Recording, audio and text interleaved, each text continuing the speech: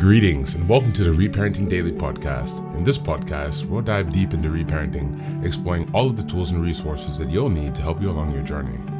This podcast is divided into 3 sections. The first is a daily reading. The second is a discussion of the reading, followed by suggested journal prompts. And the last section is a peaceful meditation for closing.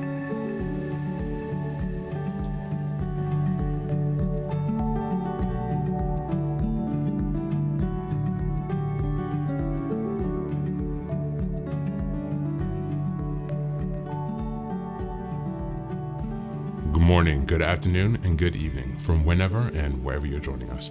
I'm so glad you've joined us today on this journey of self-expansion and growth. If this is your first time here, welcome. Please don't forget to like, share, subscribe this podcast wherever you're listening, on Apple Podcasts, Spotify, or YouTube. Your help here really makes a huge difference in allowing us to spread the word and build a more supportive community as we continue with our self-reparenting.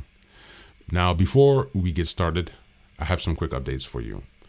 First, I'd like to introduce our Patreon community. Here, for a small monthly fee, you can join us for 3 weekly meetings for additional support with your reparenting journey. On Sundays, we have a meditation group. On Tuesdays, we have a book club discussion. And on Thursdays, we have open topic conversations. You can find out more details about this if you go to the Reparenting Daily website and check out on the community tab. In addition to that, we also have a WhatsApp group to foster more daily connection and support for whenever you need it. And this is a community of fellow travelers from around the world who will always be there when help is needed. It's just one of the many ways that we're building our network of resources that are really going to help support your reparenting journey. For the next update, I'm very excited to announce that I've just released some first books. The first is probably the most important, and it's called the Reparenting Daily Journal. Now, this journal is a daily guide for 365 days of the year. We'll be starting in 2025, and basically each month corresponds to a theme in reparenting, and each week of each month corresponds to a sub-theme of the monthly theme. Now, from the beginning of the year, 2025, each daily episode will correspond with the themes in the daily workbooks. And so you can use this as a guide to work through your reparenting journey to stay focused, ensuring that you cover all of the most critical areas within a year's time. And again, this will be aligning up with the podcast, so you can use both of these to make a more engaging and interactive experience. This is ensuring that you really book progress on your reparenting journey. The next set of books I've written is called Fairy Tales for Reparenting. This is a collection of 3 books that contain short stories or fairy tales inspired from Jungian analysis, mythology, philosophy, and psychology that really is targeted to helping you connect to your inner child. And so these stories are very short. They're not very long. They're written in a very simple manner so that it's not too taxing on you, so you can more easily connect with the joy and fun of your inner child. More interestingly, however, is that at the end of each story, there's an analysis section that really analyzes the main themes and concepts within each story to provide encouragement and inspiration.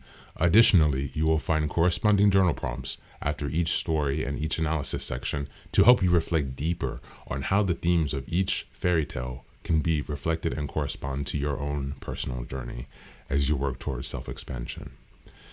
You can find all of these books now available on Amazon, so go ahead and give us a look and give us some support. And as I've mentioned before, this entire process of reparenting and self-expansion is really about growth, iterative change, and continuous improvement. Much like the process of nurturing the bonsai tree, our reparenting journey requires our consistency and care.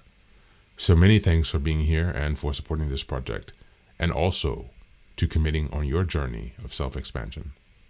Now, without further ado, let's dive into today's practice. Today, instead of reading, we're going to listen to a lecture by Jordan Peterson. Now, this is a lecture that was created by Wisdom Smark, which is a YouTube channel. You can find the link in the description. This is a AI-generated lecture with the voice of Jordan Peterson, and similar to the ones that we listened to before with Maya Angelou.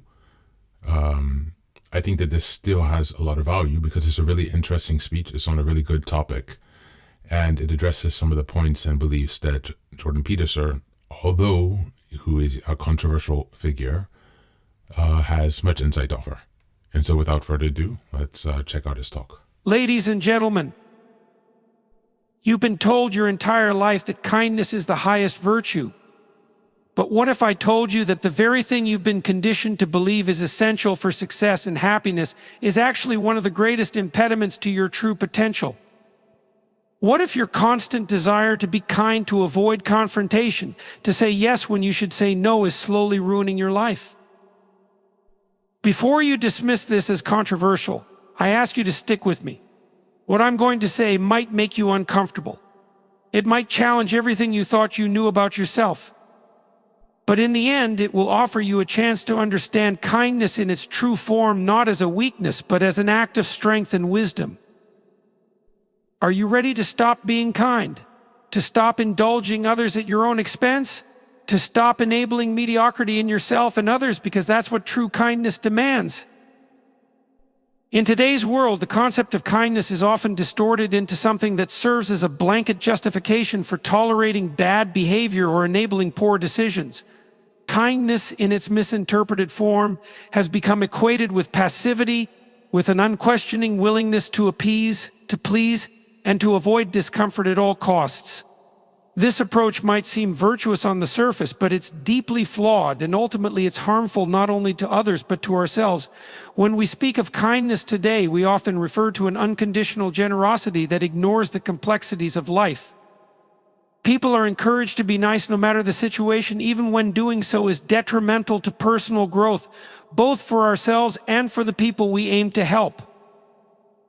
The danger in this modern view of kindness is that it can easily turn into an enabling force, enabling someone by being perpetually kind to them, without holding them accountable or giving them a chance to face the consequences of their actions, prevents them from learning essential lessons.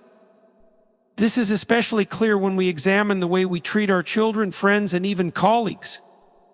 For instance, when a parent constantly steps in to solve their child's problems, whether it's doing their homework, cleaning up their messes, or paying their debts, it may appear to be an act of kindness.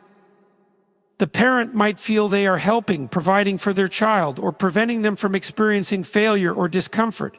However, in doing so, the parent is actually shielding the child from the reality of life. The child is denied the opportunity to develop resilience, learn responsibility, and understand that actions have consequences. This tendency to overextend kindness isn't limited to parenting. It manifests in all areas of life, especially in the workplace and social relationships. Think about the colleague who continually asks for extra help without ever reciprocating, or the friend who constantly takes advantage of your generosity. If you find yourself always saying yes, whether it's agreeing to take on additional work, lending money, or offering your time, it's easy to fall into the trap of assuming that kindness means compliance. But this is not kindness, it's an abdication of boundaries. By continuously saying yes to others, we neglect our own needs, sacrificing our well-being for the sake of others' comfort or convenience.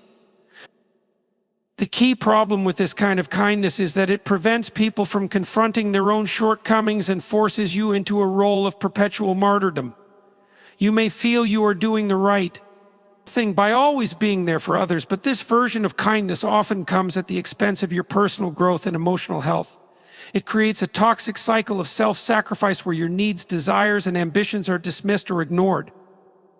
It can lead to burnout, resentment, and a deep sense of unfulfillment. This model of kindness also fosters a culture of dependency. When people are used to receiving constant help without putting in the effort themselves, they stop taking responsibility for their own lives. They come to rely on the kindness of others as a crutch, avoiding the hard work and challenges necessary for personal development. True kindness, however, should inspire self-sufficiency, not dependence. It should motivate individuals to take ownership of their lives, to learn from their mistakes, and to push themselves toward becoming better versions of themselves. In this sense, kindness must be reframed. It's not about shielding people from discomfort or bailing them out at every turn. It's about offering support in a way that fosters growth, understanding, and strength. This requires holding people accountable, even when it's difficult, and showing them the consequences of their actions.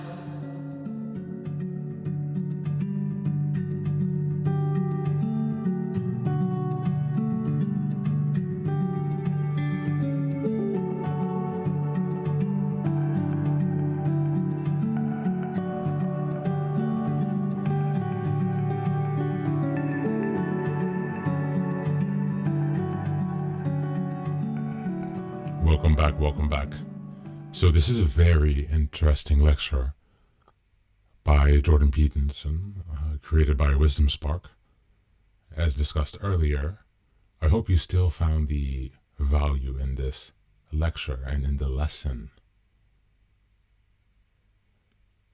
The fact of kindness and niceness, virtues or traits or characteristics that have been dogmatically taught to us, are necessary and required for happiness, belonging, to achieve our goals. But this is not always the case, and it's even more so not the case when you come from a dysfunctional family. And that is because when you come from dysfunctional family dynamics, you're programmed to accept a certain range of behavior that is far below the standard of what is acceptable. And so within your reparenting journey, and particularly we're looking at refathering at this moment, it is extremely important to be mindful of how, where, and to whom, or with whom you share your kindness and niceness. I've seen many times, personally and in the lives of others, how this goes wrong. Many times. When you grow up with a parent in a narcissistic and codependent dynamic, you're not really learning healthy relational dynamics at all. Depending on which side of the spectrum that you've embraced, you might find yourself in a lot of pain in your relational situations. And so today, as we look at some journal prompts, let's reflect on some things. Number one, how do you rate your current level of niceness and kindness? Perhaps give yourself a score and then ask a few of your trusted close ones, friends or family, how they would rate you, and then try to compare the scores, not to rely too heavily on theirs or not to become biased by your own rating, but just to have some perspective from people that you trust. Number two, has your kindness ever gotten you in trouble, being too kind or too nice? And what were the consequences of that? And number three, how would you like to work on your kindness and niceness? What pain points are most important for you to address?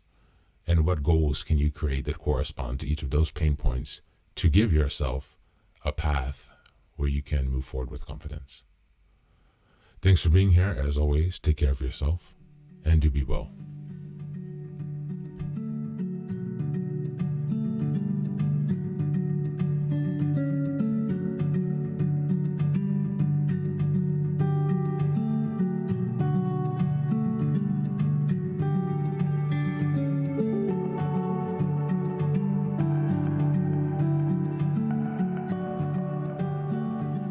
And now, let us move on to the final section, the daily meditation.